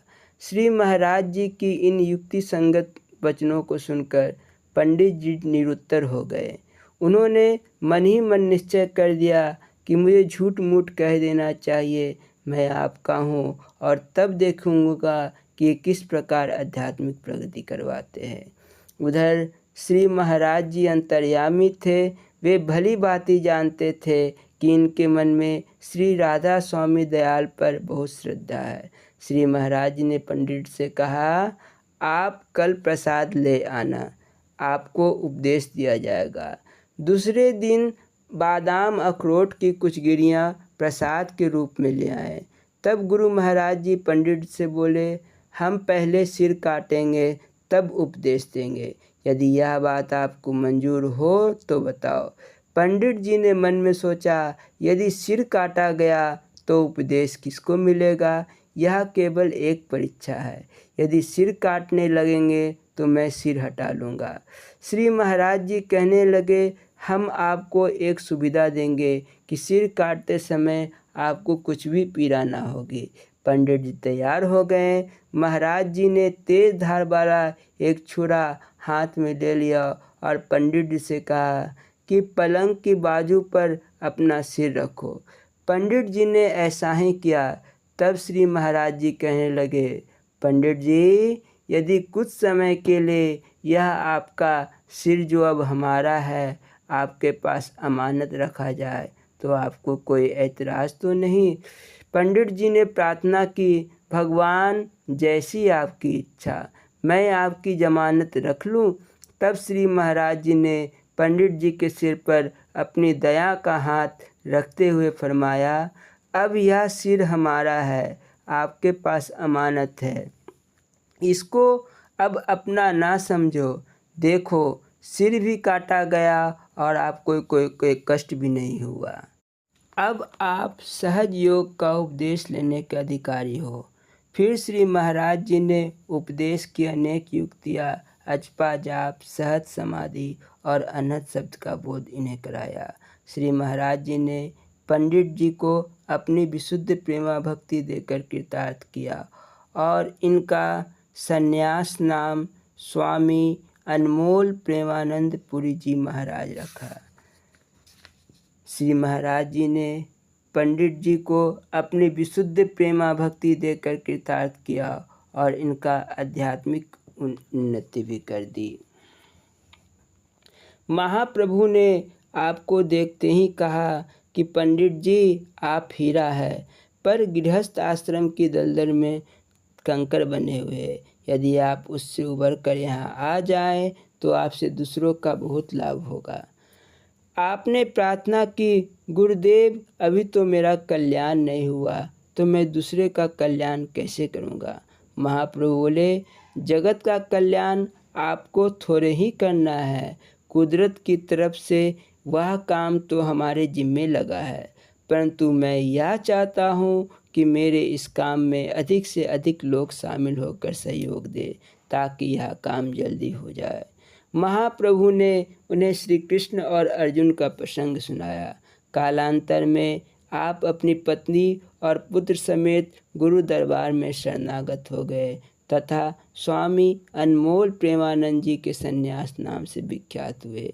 आप एक धर्मज्ञ और विद्वान महात्मा थे। आपके उपदेश से बहुतेरे लोगों को लाभ पहुंचा। श्री सद्गुरुदेव जी के संतों में आपका आदरणीय स्थान है। नंगली सरकार के श्री चरणों के सच्चे आशिक अनंत श्री विभूषित ब्रह्मलीन श्री श्री 1008 स्वामी परम ज्ञानानंद पुरी जी महाराज।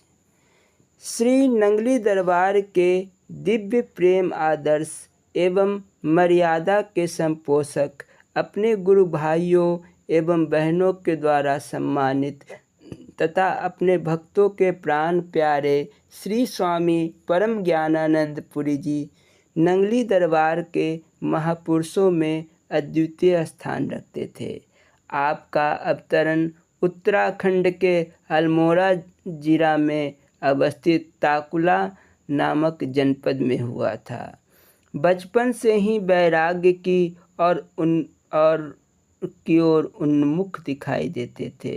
लगभग 15 वर्षों की अल्प वयस्क में ही गृह त्याग कर लाहौर में श्री स्वामी हीरानंद पुरी जी महाराज जी के पावन संपर्क में आए। इन्हीं से नाम दीक्षा प्राप्त कर लेने के बाद श्री महाराज जी के चरण कमलों में पहुँचाए गए। सेवा और भक्ति के मूर्त विग्रह स्वामी परम जी अपने गुरुदेव के प्राण प्रिय शिष्यों में स्थान रखते थे। तभी तो गुरुदेव इन्हें आशिक, मस्ताना, मजनू आदि नामों से पुकारा करते थे।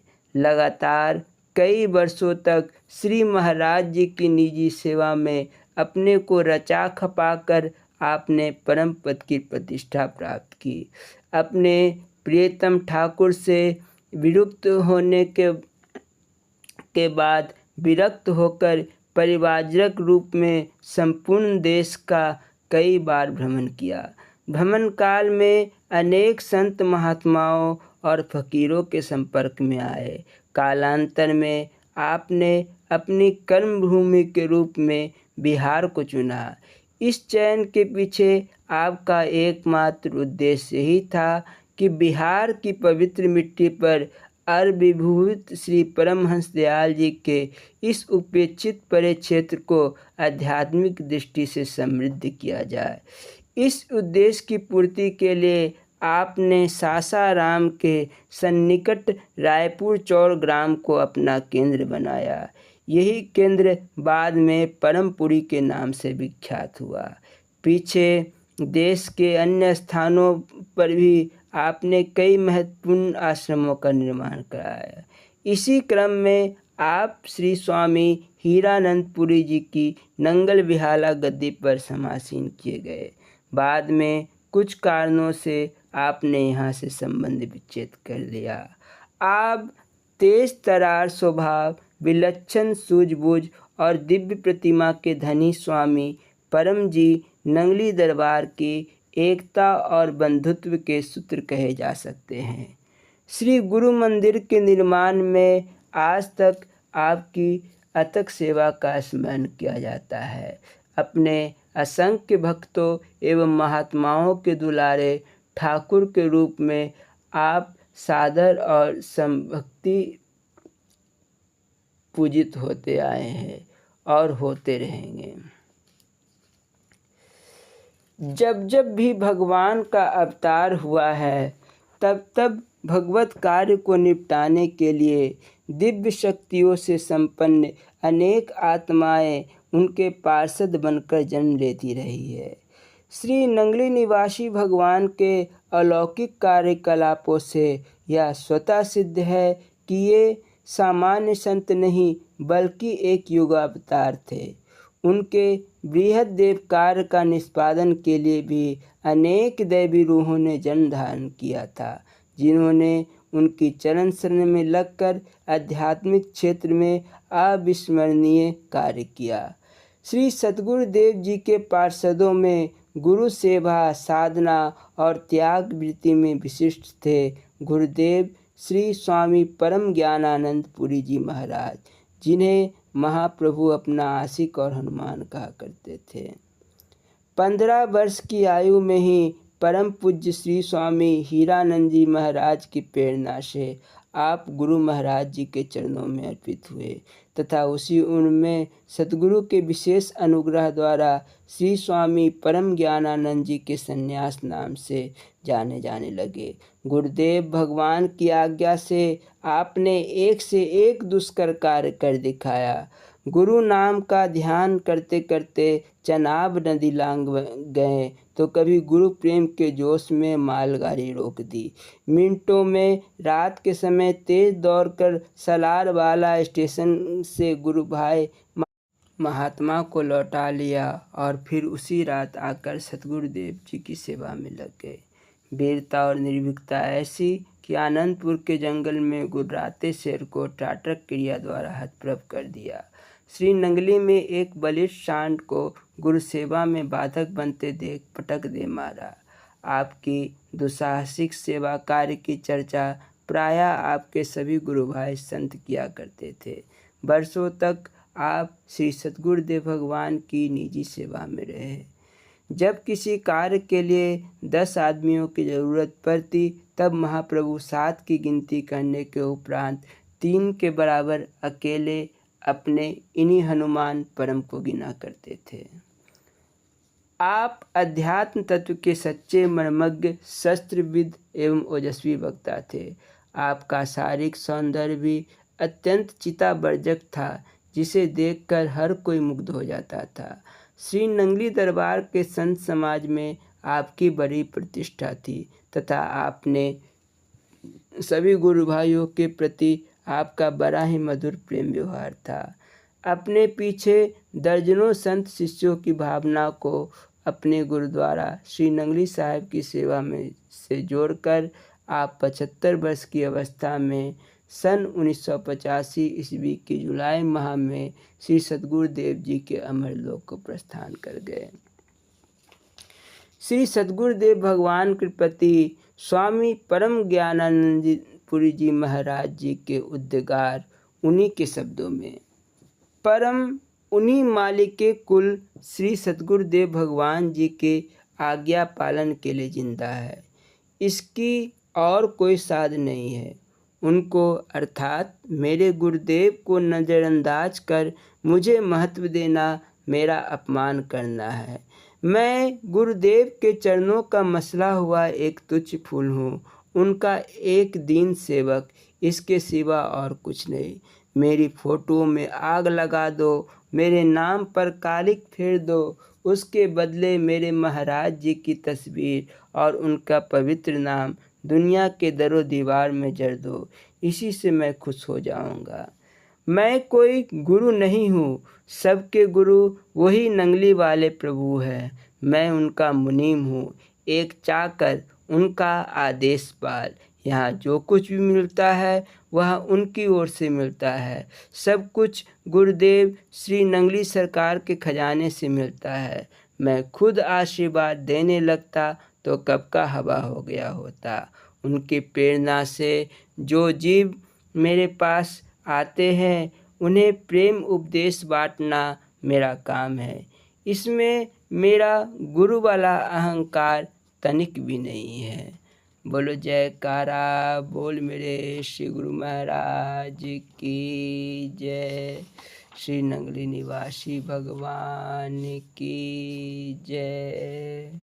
नंगली दरबार के संत सिरमौर अनंत श्री विभूषित ब्रह्मलीन श्री श्री 1008 स्वामी सार शब्दानंद पुरी जी महाराज। श्री स्वामी सार शब्दानंद पुरी जी नंगली दरबार की विभूतियों में कई रूपों में विशिष्ट हैं।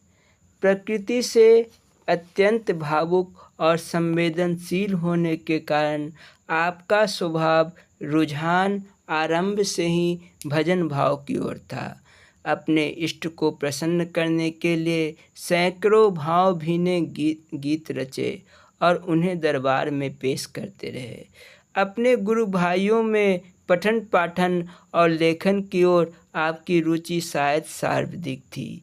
इसी रुचि का निर्देशन ने आपके द्वारा रचित दरबार का अनमोल ग्रंथ श्री स्वरूप दर्शन, इस ग्रंथ को कई वर्षों के कठिन परिश्रम के बाद यत्र तत्र बिखरी हुई सामग्रियों के आधार पर आपने तैयार किया।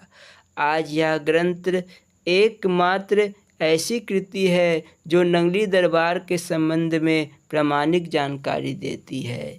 इस ग्रंथ का पाठ भक्तों द्वारा बड़े मनोयोग से किया जाता है। सार शब्द मिशन आपका अमूल्य स्मारक है, जो आज भी अनेक कार्यकलापों के द्वारा दरबार की श्री वृद्धि करने में प्रयत्नशील है। इस मिशन के द्वारा अब तक कई पुस्तकों का प्रणयन हो चुका है और यत्र तत्र कई आश्रम भी स्थापित हुए हैं। हमारे गुरु महाराज स्वामी परम ज्ञानानंद पुरी जी महाराज जी के साथ आपका अत्यंत हार्दिक संबंध था। वह भक्तों के लिए आज भी उत्प्रेरक और अनुकरणीय बना हुआ है।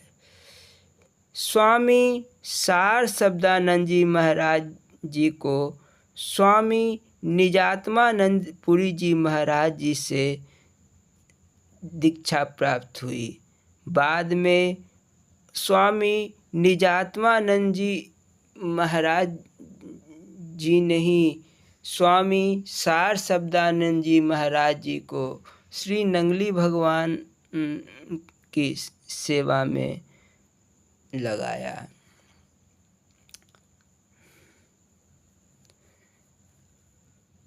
आप श्री नंगली दरबार के माननीय महापुरुषों में से एक थे। आपकी भावुकता, सरलता एवं सहज संत वृत्ति से हर कोई प्रभावित होता था।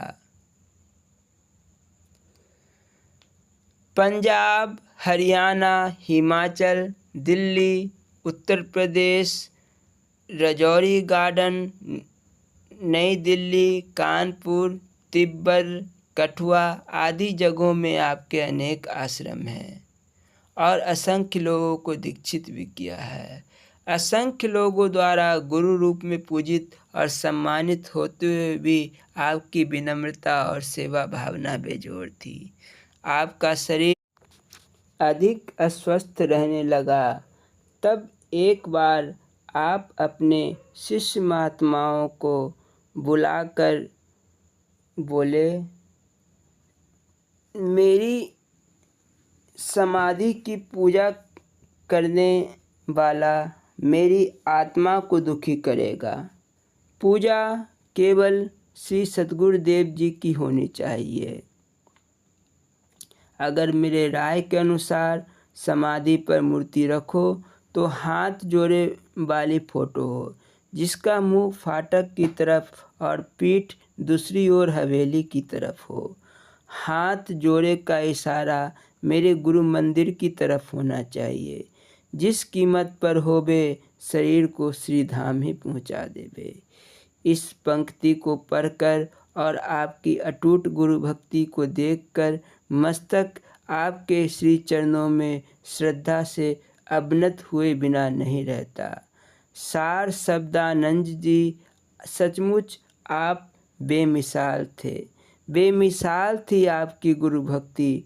हम अंकिंचनों के नमन को भी आप कबूल कर ले।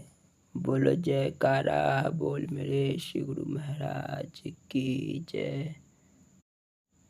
श्री नंगली निवासी भगवान की जय। श्री परमहंस दयाल जी महाराज की जय। श्री नंगल विहारन भगवान की जय। श्री परम गुरु भगवान की जय। नंगली दरबार के अनमोल रत्न का दूसरा पाठ अगले अध्याय को जल्द ही प्रकाशित किया जाएगा। बोलो जयकारा बोल मेरे श्री गुरु महाराज की जय। जय सच्चिदानंद जी।